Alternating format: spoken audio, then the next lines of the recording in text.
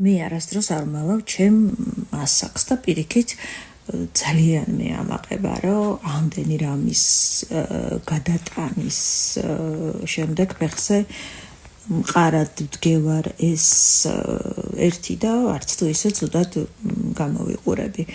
48 წლის ვარ და ვაპირებ, რომ 68 წლის რო ვიქნები, მაშინაც კარგად გამოვიყურებოდე. არც კი ვიცი რა უნდა გიპასუხოთ მამაზე. მე თვითონ ლამაზ ქალად ჩემ თავს არ ვთვლი. არიან ადამიანები, ვინც გენეტიკური ჯეკპოტი მოიგეს. ეხლა უკმაყოფილო მეც არ ვარ. ჩემი გენეტიკით პატარ-პატარა დახმარებებით მასაკი მომიხდა. მადლობა. რა მაგარი რაღაც მომწერეთ. მე ძალიან გულახდილი რომ ვიყო. იმდენად ხშირად მეუბნებიან მაია რა ძლიერი ხარ, რომ ცოტა აღარ მომწონს ხოლმე. მართლა გულწრფელი ვარ ეხა ძალიან. იმიტომ რომ ეს სხვა გზა არ მქონდა. ან უნდა ყოფილიყავი ძლიერი და გადავრჩენილიყავი. ყველა საქმეში ეს არ ეხება მხოლოდ ჩემი შვილის სიკვდილს, მათ შორის ასევე განვიცადე და შვილივით იყო ჩემთვის ტელევიზია და ასევე განვიცადე ტელევიზიის დაკარგვა. ასევე არა, მაგრამ ძალიან განვიცადე მოკლედ.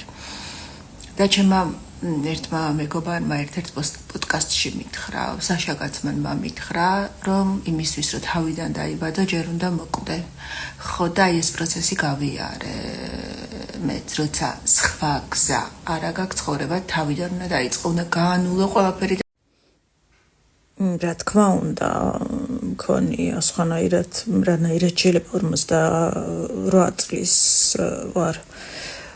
მეუღლესთან დაშორება ძალიან იოლად გადავიტანე, იმიტომ რომ ეს რეალურად იყო ხსნა და შემდით სიყვარულთან დაშორება რთულად გადავიტანე და რაღაცა პერიოდი დამჭირდა მანამ სანამ ახალ ურთიერთობას დავიწყებდი, თუმცა ყოველი ასეთი ისტორია უფრო ძლიერს გხდის და ეცადეთ თქვენც ამ დაშორებიდან უფრო ძლიერი გამოხვიდეთ. როგორ გითხრათ, ძალიან ისეთი ცუდი მოსასმენია, მაგრამ მოკალით მონატრება.